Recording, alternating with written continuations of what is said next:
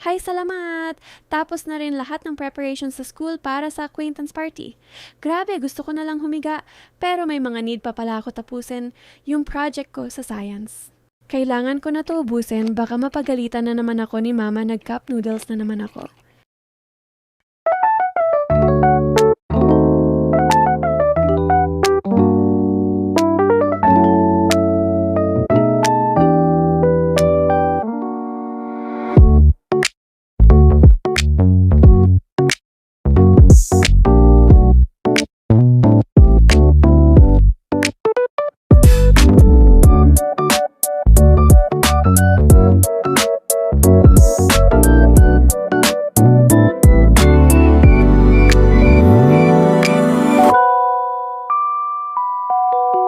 Zoe! Magbihis ka nga muna, kanina ka pa dyan sa uniform mo. Ang tigas talaga ng ulo. Ano bang ginagawa ng batang to sa school? Palagi na lang namamantsahan yung mga damit. Why naman nag-cry ang baby kay namin? Hungry ka na, anak? Okay, stop crying na mommy is here na. Mommy is here na, baby kay. Stop crying na. Kawawa naman ang baby kay namin na yan. Ayun, sleepy na pala ang baby kay na yan. Okay, anak, sleep ka na. Bihis na tayo ng pantulog mo. Good night, anak.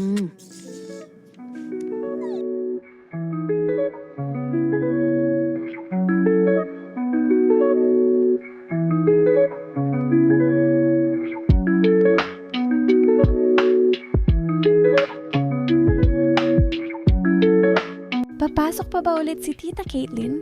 Hindi ko na kaya to ha. Tsaka may mga kailangan pa isa lang sa washing machine, dito ko na lang tapusin project ko. Ano ba yan? Sobrang dami namang pinapagawa kasi sa school.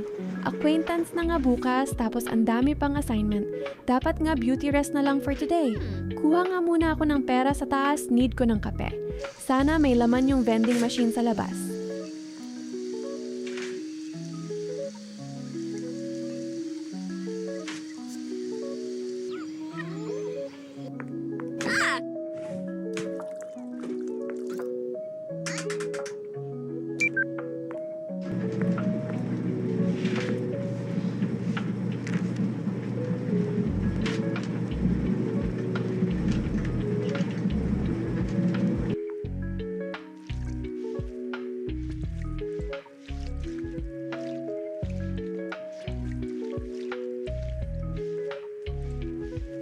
Isang episode lang, Zoe, ha?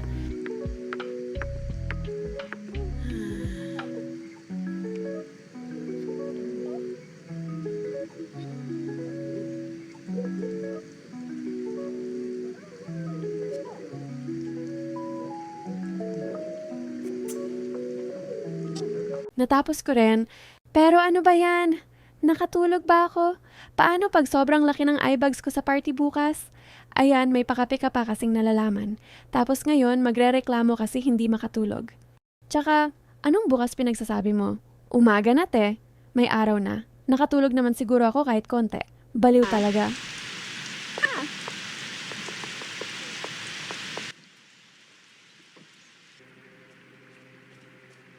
Zoe! Anak, kakain na baba na dito. Yes, ma.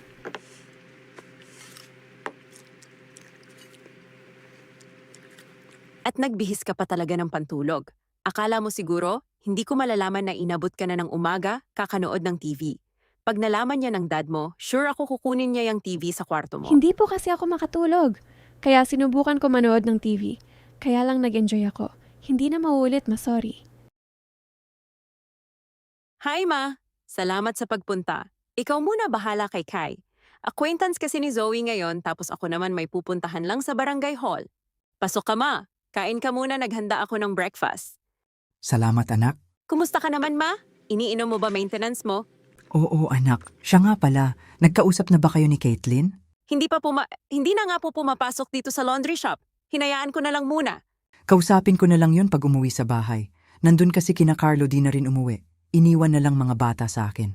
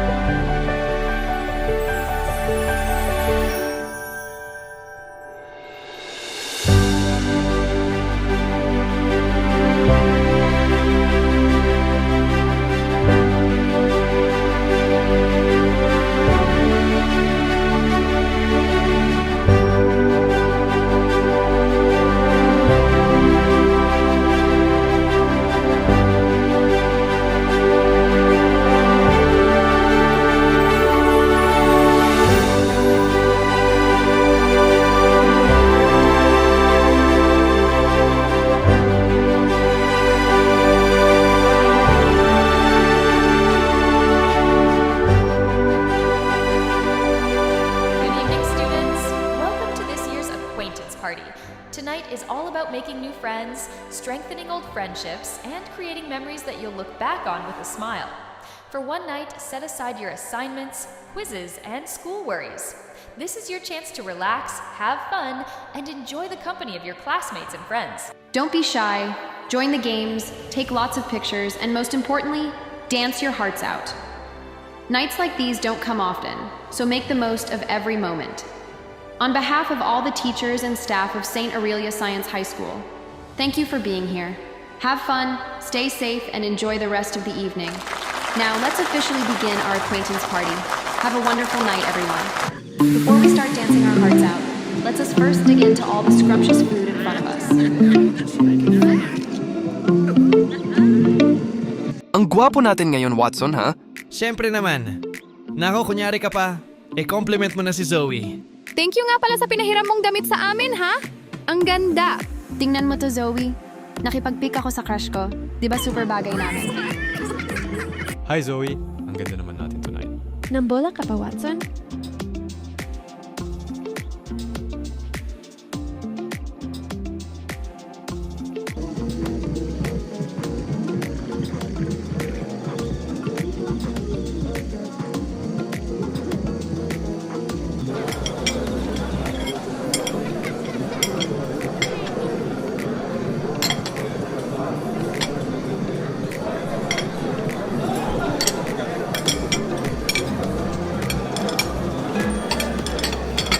Hi, Miss Beautiful!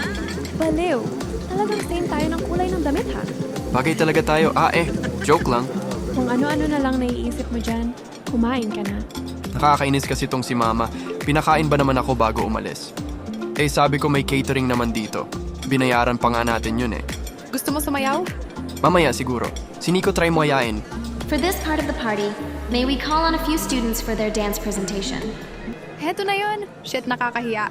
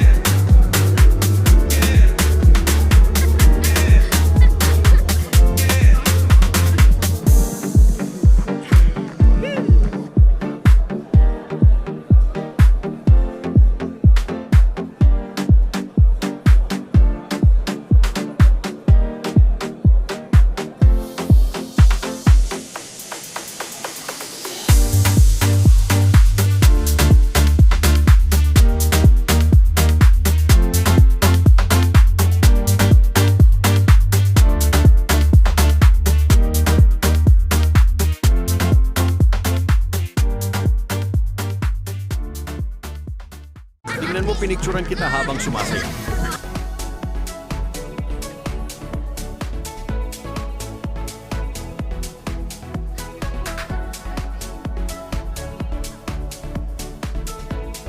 Saan pupunta yung dalawa?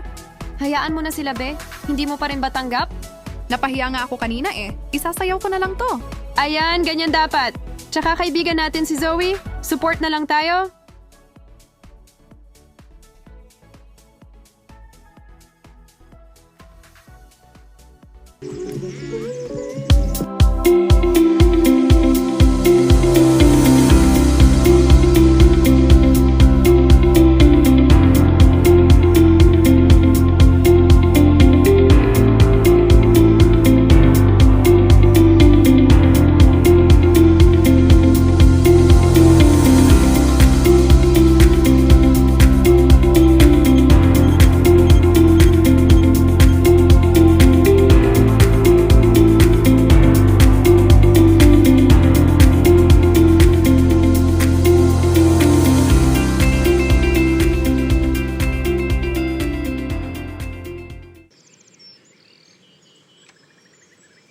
Hello, Cam. Good afternoon. Magtatanong lang sana ako ng schedule para sa screening ng Miss Tumarang 2026 para sa upcoming fiesta.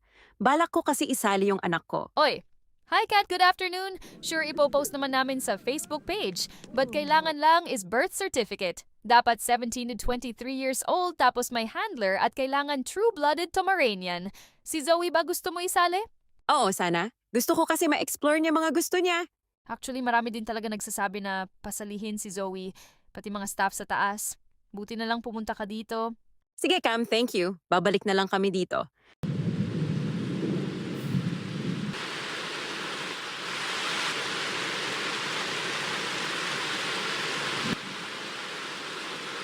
So nagsumbong si ate sa'yo? Siyempre kakampihan mo siya. Ganun naman palagi. Natural kakampi ako sa kung sinong tama. Tama ba ang ginawa mo kay Kat, ha? Sinumbatan mo dahil lang hindi ka napagbigyan sa gusto mo. Hindi ko siya sinumbatan. Pinaramdam ko lang sa kanya na lumalaki na ulo niya. Porket ang laki ng naitulong niya sa atin, mamaliitin niya na ako. Kahit awa na lang sana, Caitlin, para sa lahat ng sakripisyo niya sa atin. Maraming pangarap ang ate mo na kailangan niya itigil para sa atin, para sa'yo. Lalo na nung nalaman niyang nabuntis ka habang nag-aaral. Kaya sana naman kahit na nasaktan ka, magtira ka pa rin ng kaunting respeto para sa ate mo. Oo na! Ako na yung pariwara. Nabuntis ng maaga. Ano pa? Bakit ba siya na lang lagi iniintindi mo? May sarili din naman akong pakiramdam, ma. Siya Huwag lang kang ba anak magsalita mo? ng ganyan kay Lola.